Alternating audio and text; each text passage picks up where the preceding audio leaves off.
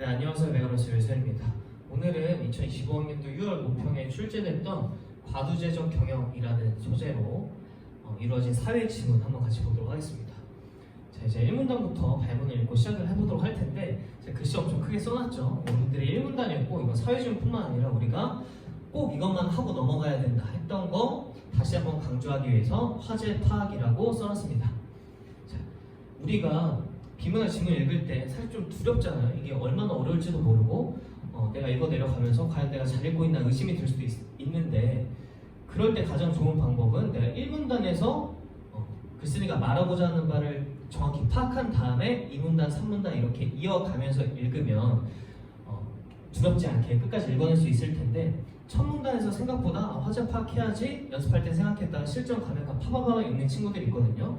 제가 다시 한번 강조하기 위해서 이렇게 써놓은 겁니다. 자, 이제 1문단으로 읽어볼 건데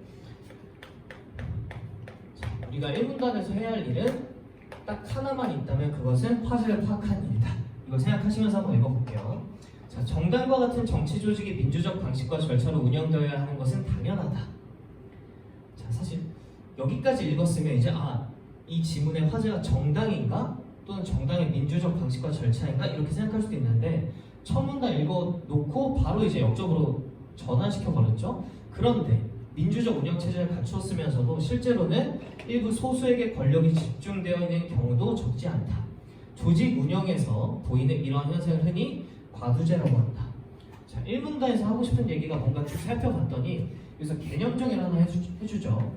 과두제라는 게 나오는데 이건 뭐냐면 소수에게 권력이 집중되어 있는 것을 과두제라 한다. 이렇게 이해할 수 있겠죠. 이는 정치 조직에서 뿐만 아니라 기업 경영에서도 나타난다. 이렇게 1문단이 끝났거든요. 그럼 여러분이 1문단을 딱 읽어놓고 잠깐 멈춰서 이 글에서 말하고자 하는 바가 과연 뭘까라고 했을 때 딱 한마디로 한다면 1문단이 하고 싶은 얘기는 과두제가 되겠죠. 소수에게 권력이 집중된 그 형태에 대해서 설명을 하고 싶나 보다 라고 생각을 하고 이제 2문단에 어떤 내용이 그럼 이어질까라고 예상하면서 읽어봤을 때는 과두제라는 게 정치 조직에서 원래 있었던 건데 이게 회사 경영에서 나타나는구나. 그러면 기업 경영에서도 나타난다. 저 다음 문장 그리고 그 다음 문단에서는 기업 경영에서 과두제의 모습을 보여줄 확률이 높겠죠. 그러니까 1문단이 끝나고 이제 예상을 하는 겁니다. 2문단에서는 기업 경영에서 과두제가 어떤 모습으로 나타나는지를 보여주겠구나. 그럼 제가 1문단에서 여러분이랑 한건 과두제라는 거 정의 하나 나왔고 이게 화제가 되는구나 이런 생각을 하실 수 있겠죠. 자, 2문단 한번 가볼까요? 모든 주주가 경영진을 이루어 상호 협력 관계를 기반으로 기업을 운영하며 의사결정권도 균등하게 행사하는 경우에 이를 공동체적 경영이라 부르기도 한다. 자, 좀 기니까 이제 천천히 해볼게요. 자, 일단 정의가 하나 등장한 것 같고 공동체적 경영이라는 걸 설명하는데 얘 특성을 한번 보면 모든 주주가 경영진을 이룬다. 자, 모든이라는 표현은 예외가 없는 표현이기 때문에 되게 중요한 표현이죠. 그 다음에 상호 협력 관계를 기반으로 상호 협력을 하는구나. 경쟁이 아니라 기업을 운영하며 의사결정권도 균등하게 행사하는 경우에 이런 걸 뭐라 한다? 공동체적 경영이라고 한다.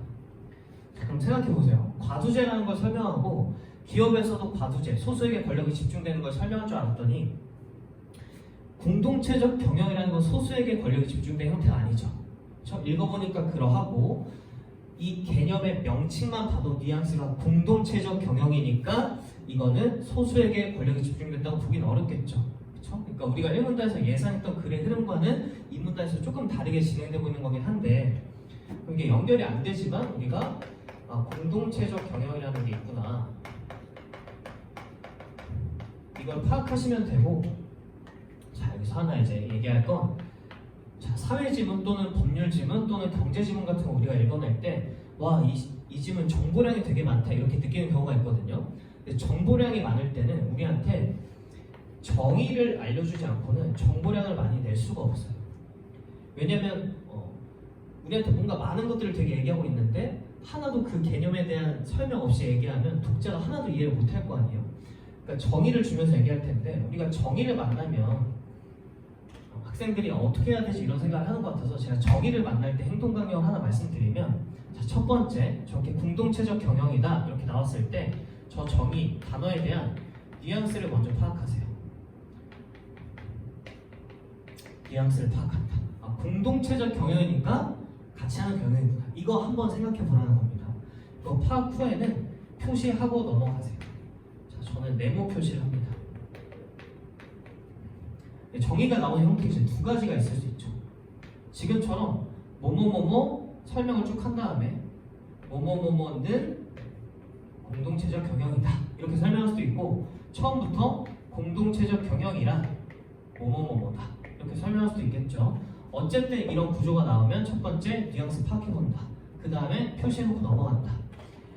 왜냐하면 정의가 많을수록 우리가 선지로 돌아갔을 때 이거 개념이 정확하게 생각이 안 날 수가 있거든요. 특성 같은 것들이. 그럴 때 어디로 돌아가냐? 내가 네모쳤던 이 키워드로 돌아오면 생각보다 정보를 쉽게 왔다 갔다 하면서 판단할 수가 있어서 정의가 나오면 네모치면서 넘어간다. 이걸 하나 여러분들이 같이 연습하면서 이제 지문을 보도록 하겠습니다.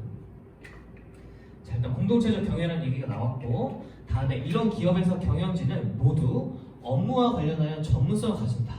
자, 생각하면서 읽었을 때 공동체적 경영? 되게 많은 사람들이 같이 참여하니까 전문성이 없을 줄 알았더니 모두 전문성을 가진대. 특징 중에 하나겠죠. 이거 머릿속에 하나 넣어놓고, 경영 수익에 관련된 중요한 사항들은 주주들이 공동으로 결정한다. 공동체니까 이거 당연한 느낌이죠. 그러나 자, 여기서 꺾은 다음에 기업의 규모가 성장하고 사업이 다양해지면 소수의 의사결정에 따른 수직적 경영으로 효율성을 지향하는 과두제적 경영으로 나아가는 일도 있다. 참, 역시나 똑같은 문장 구조의 정의가 하나 나왔죠. 과두제적 경영이 나왔네요. 자, 여기다 일단 써볼게요. 공동체적 경영을 말하다가 과두제적 경영을 말하죠. 그러니까 사실 흐름상은 과두제 설명하고 과두제적 경영 여기로 바로 넘어가는 게 조금 자연스러웠을 것 같은데, 공동체적 경영과 비교하는 문제를 좀 내고 싶은 느낌이 듭니다. 그래서 공동체적 경영을 조금 설명해주고, 이게 진화하면 시간이 지나서 규모가 성장하고 사업이 다양해지면 과두제적 경영으로 나아가는 일도 있다. 이렇게 하면서 역시나 정의를 설명해줬죠. 자, 과두제적 경영의 특성이 뭐냐? 소수가 하는 거고 수직적 경영이고 효율성을 지향하는 경영 방식이다. 이게 이 문단의 중요한 내용이죠. 그럼 3문단 들어가기 전에 우리가 남길 정보들을 잘 생각해보면 1문단에 과두제라는 건 소수가 하는 거지. 자, 이게 기업 경영에서도 이루어진다고 했지. 2문단에 가서 공동체적 경영이라는 건 다 같이 하는 거구나. 근데 이게 나중에 규모가 성장하면 과두제적 경영으로 올라가기도 하는구나. 이 정도를 남기고 3문단으로 가보겠습니다.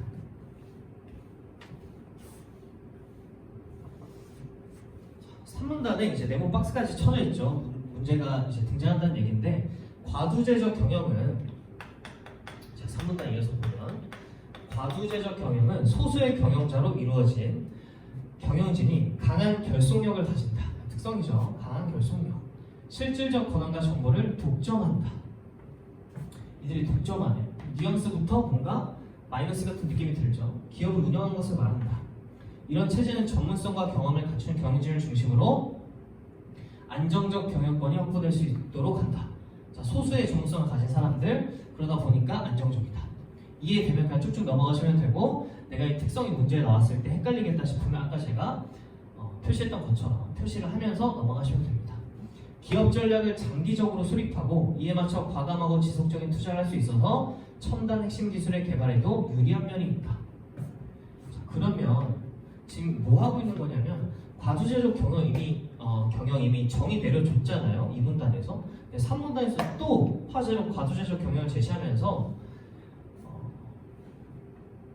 여기까지 뭔가 정의의 재진술 같은 느낌을 주고, 여기부터는 안정적인 경영권, 과두제적 경영 좋네. 기업 전략을 장기적으로 수립하고 지속적인 투자, 첨단 핵심 기술 개발에도 유리하다. 얘도 플러스네. 그리고 엔드니까 또 좋은 내용이 이제 이어지겠죠. 기업과 경영진 간의 높은 일체성은 위기 상황에서 신속한 의사결정으로 효율적인 대처를 하는 데 도움을 주기도 한다.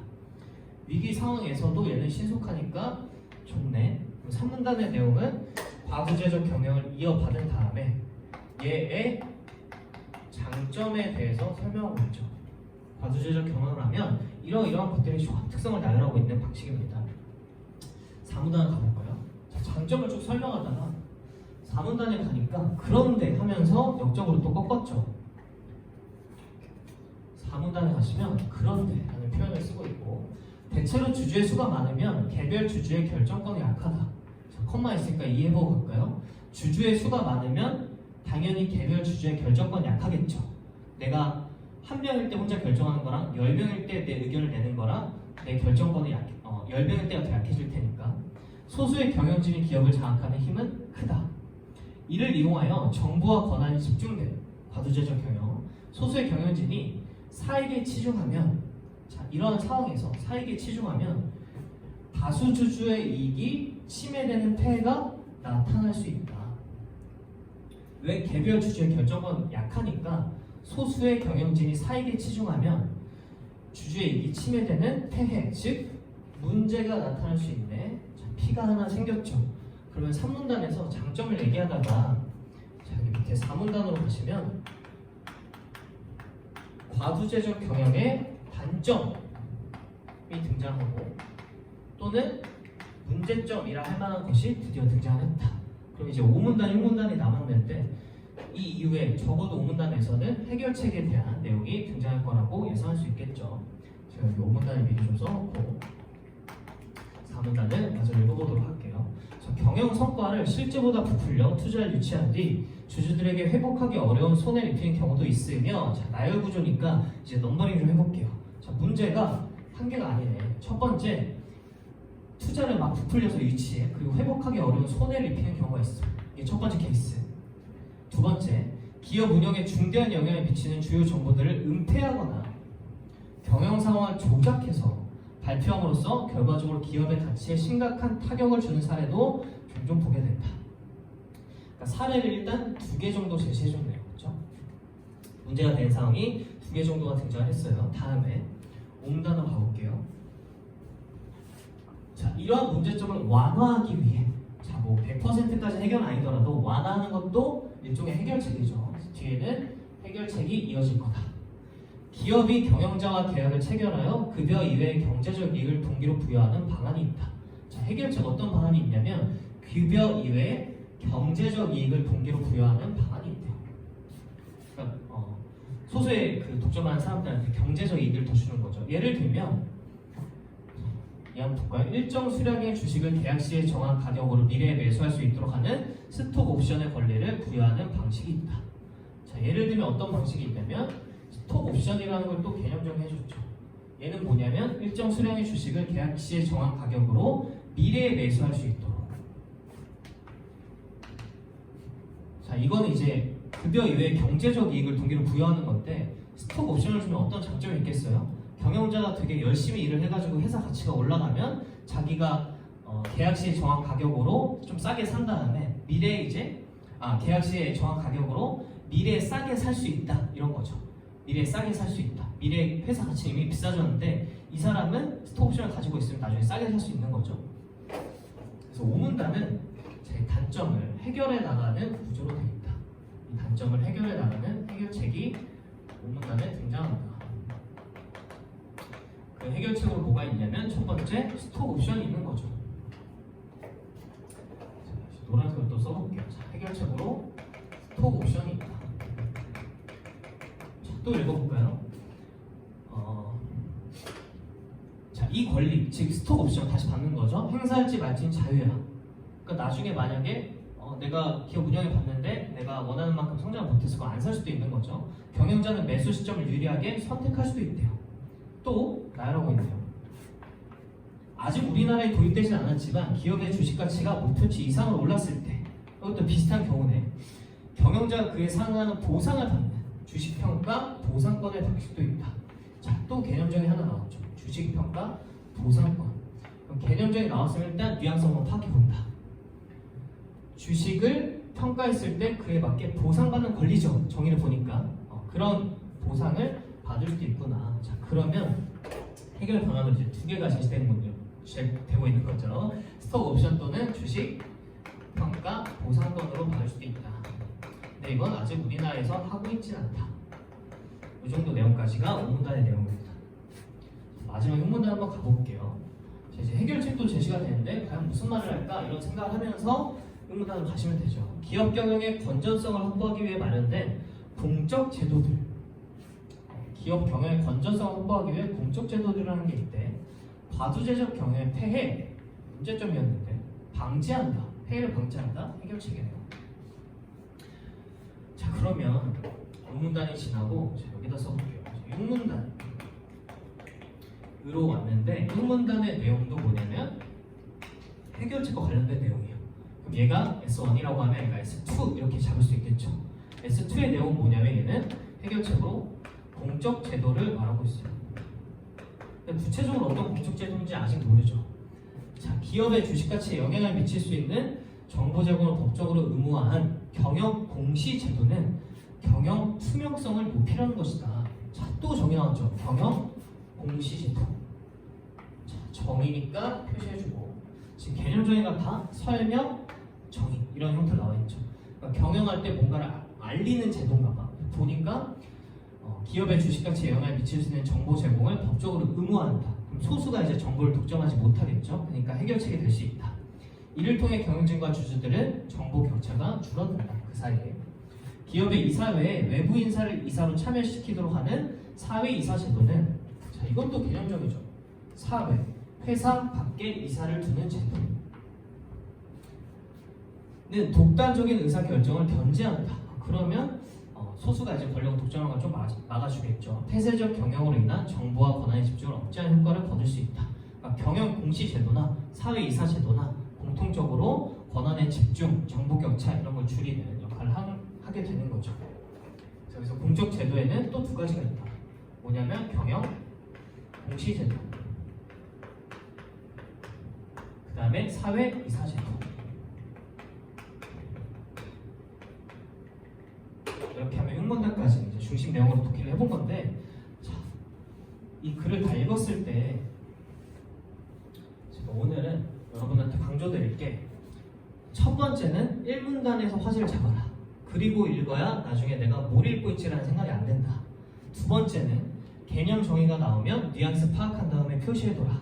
그리고 글의 구조 파악하면서 읽어라, 이런 건데, 정보량이 좀 많을 때 개념을 중심으로 읽어 내려가면서 구조를 파악하게 되면 이 정도로 이 글이 정리될 수 있거든요. 그러니까 1문단에서 화제는 과두제였다. 근데 2문단에서 공동체적 경영을 잠깐 설명해주고, 저건 이제 다 같이 하는 경영이었는데 이게 발전하면, 시간이 지나면 과두제적 경영으로 가게 된다. 그래서 과두제라는 건 소수가 독점하는 거죠.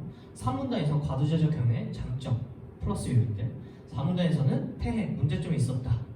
그럼 해결해 줘야겠죠? 5문단에서 스톡옵션이나 주식평가 보상권으로 해결할 수 있었다. 그 다음에 6문단에서 공적 제도로서는 경영 공시 제도와 사회 이사 제도를 통해서 조금 보완할 수 있다, 문제를 해결할 수 있다. 이렇게 이제 구조가 흘러가게 된다. 구조가 되게 깔끔하니까 4번 같은 문제가 나올 수 있는 거죠. 자, 내용 정리 방식으로 가장 적절한 건 개념, 장단점, 보완책 소개. 완벽하게 이 구조에 맞게 짜여진 선지라고 보시면 되겠습니다. 자, 다음 5번. 과두제적 경영에 대한 걸로 적절하지 않은 것. 자, 여기 보시면 5번에 경영진과 다수주주 사이 이해가 일치하는 경우. 본문에는 뭐가 나왔냐면 경영진과 주주 사이 이해가 일치하지 않는 경우에 문제가 생긴다 이랬는데, 일치하는 경우에는, 자, 뭐뭐보다는 잠깐 이제 가려놓고, 기업 가치가 훼손될 위험성이 높아진다. 자, 비교하는 거긴 한데, 경영진과 주주 사이 이해가 일치한다면 기업 가치가 훼손될 위험성은 낮아지겠죠. 상식적으로도 좀 맞는 말이고, 우리가 4문단을 보시면 소수의 경영진이 사익에 치중하면 다수 주주의 이익이 침해되는 문제가 생긴다, 이렇게 나와 있었는데, 이건 일치하는 경우니까 가치가 훼손될 위험성은 낮아진다, 이렇게 보시면 되겠습니다. 자, 다음에 이제 6번 문항인데 정답을 한번 볼게요. 자, 스톡옵션은 경영자의 성과 보상에 미래의 주식가치와 관련된다는 점에서, 자, 여기까지 끊으면 경영자의 성과 보상에 미래의 주식가치와 관련된다. 미래에 얘가 선택할 수 있는 거죠. 내가 이걸 행사할지 안 할지. 그러니까 여기까지는 괜찮죠. 주식평가 보상권과 차이가 있다. 자, 근데 주식평가 보상권과 차이가 있다. 여기가 틀렸죠. 왜 그러냐면 주식평가 보상권이라는 것도 경영자가 열심히 경영해가지고 미래에 주식 평가에서 보상받는 거니까 얘도 미래 가치와 관련이 있죠. 그렇죠? 그래서 여러분들이 정의가 나왔을 때 뉘앙스를 좀 파악하신 다음에 네모 표시하고 넘어갔다라고 했을 때 뉘앙스가 잘 파악이 됐다면 이번에서 답을 바로 고를 수 있었을 거고, 이게 좀 어려웠다 싶으면 다시 돌아가서 표시한 부분에서 주식평가 보상권, 스톡옵션 표시한 부분 단락으로 가서 다시 읽고 일치하는지 아닌지 파악하시면 된다, 이런 말씀입니다. 7번 한번 볼게요. 가장 적절한 걸 묻는 건데, 보기를 한번 읽어보면 X사는 정밀 부품 분야에서 독보적인 기술을 장기간 보유했다. 별로 중요한 정보 아니죠. 왜? 이 보기는 본문이랑 연결되는 정보가 중요한 거예요. 본문이랑 연결돼서 우리가 보기를 읽을 건데, 정밀 부품 분야 뭐 이런 게 중요한 정보 아니죠. 어쨌든 기업으로서 시장 점유율이 높다. 그렇구나. 원래 X사의 주주들은 모두 함께 경영진이 되어 중요 사항에 대해서 동등한 결정권을 보유하였으나, 자, 모두라는 게 키워드죠. 그럼 얘는 무슨 경영하고 있는 거야? 얘는 공동체적 경영하고 있는 것 같아요. 공동체적 경영하고 있는 것 같아요. 기업이 성장하면서 효율성 증진을 위하여 소수의 주주만으로 경영진을 구성하였다. 자, 그럼 여기까지 읽었을 때 이 글의 구조가 완전히 일치하죠. 공동체적 경영하다가 과두제적 경영으로 넘어갔구나, 이렇게 해석할 수 있겠죠. 아, 과두제적 경영으로 넘어갔네. 다음에 경영진은 주기적으로 다른 주주들로 교체돼요. 전체 주주는 기업의 경영 상태를 파악할 수 있으며. 여기서 좀 더 이상해지죠. 과두제적 경영은 소수가 독점해서 문제가 생겨야 되는데 주기적으로 경영진이 교체돼. 그리고 전체 주주가 기업의 경영 상태를 파악할 수 있어. 별 문제가 없죠, 그렇죠? 경영 이익의 분배와 같은 주요 사항은 전체 주주가 공동으로 의결한다. 그러면 여기까지 읽었을 때 공동체적 경영에서 과두제적 경영으로 넘어간 줄 알았는데, 이 안에서의 특성은 또 어떤 특성을 보이냐면 공동체적 경영의 특성을 보이죠. 그러니까 완전히 넘어간 게 아니네. X사의 주주 A와 B는 회사의 진로에 관하여 대화를 나누었다. 그러니까 이 회사는 공동체적 경영의 특성도 가지고 과두제적 경영의 특성도 가지니까 어떻게 할까 이걸 고민하고 있는 것 같아요. 그래서 A는 최근 치열해진 경쟁에 대응하려면 구성원을 변동시키지 않고 경영 결정권도 경영진이 전적으로 행사하도록 하는 게 좋겠습니다. 자, 경쟁에 대응하려면 변동시키지 말자. 지금까지 변동했으니까. 그리고 결정권도 전적으로 행사하자. 모두가 하는 게 아니라. 그러니까 변화를 추구하는 거죠. 근데 어느 쪽으로의 변화냐면 과두제 쪽으로의 변화를 추구하는 거죠. B는 시장 점유율도 유지되고 있고 전문성도 탁월하니까 예전처럼 회사를 운영한다고 하더라도 문제는 없을 것 같다. 자, 예전처럼은 얘는 공동체적 경영 쪽에 좀 수용하고 있는 인물 같아요. 이 정도로 정리해놓고 이제 성질을 보는 거죠. 자, 성질 1번.